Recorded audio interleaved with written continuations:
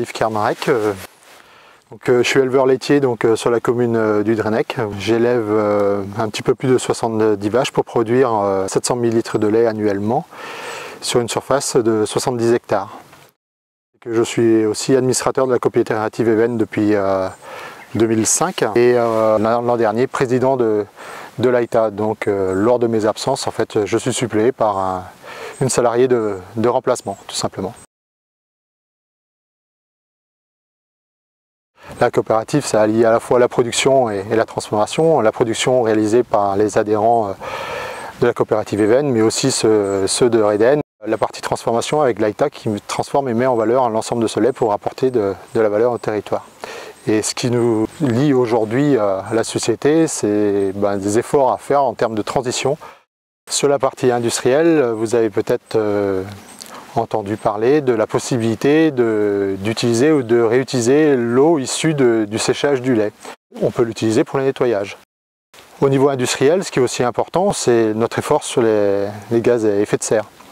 En particulier l'exemple de l'AITA, où nous avons une démarche certifiée par le SBTi qui vise à une réduction des gaz à effet de serre de 30% à l'horizon 2030, qui se localise avec un petit peu plus de 40% sur la partie propre industrielle et d'une trentaine de pourcents sur la partie amont, parce que la partie amont, c'est quand même 80% de l'empreinte carbone de l'AITA.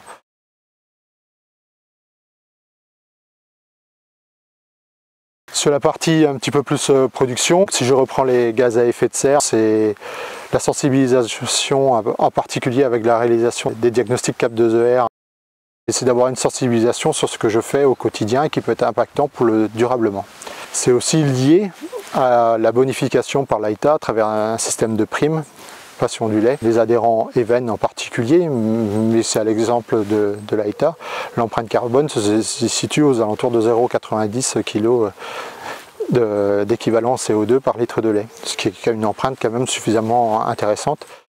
Si on reprend l'eau, beaucoup de producteurs livrant à l'AITA sont situés sur des bassins à enjeux prioritaires, en particulier que ce soit sur des notions d'algues vertes, mais aussi sur des notions de bassins de production d'eau potable à visée nitrate.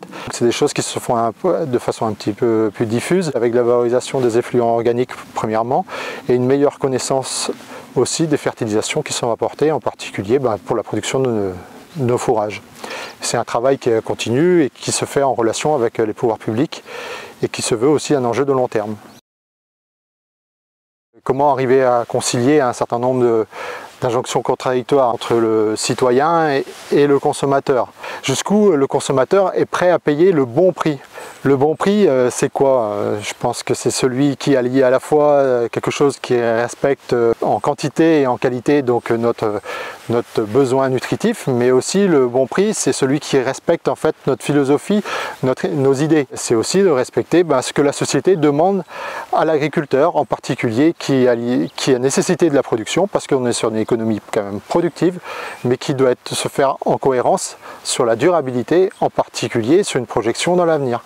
Et se protéger ou se prémunir de quelque chose dans le temps, ça a un coût. Et ça a un coût dès aujourd'hui. Donc le bon prix, c'est pas obligatoirement le premier prix.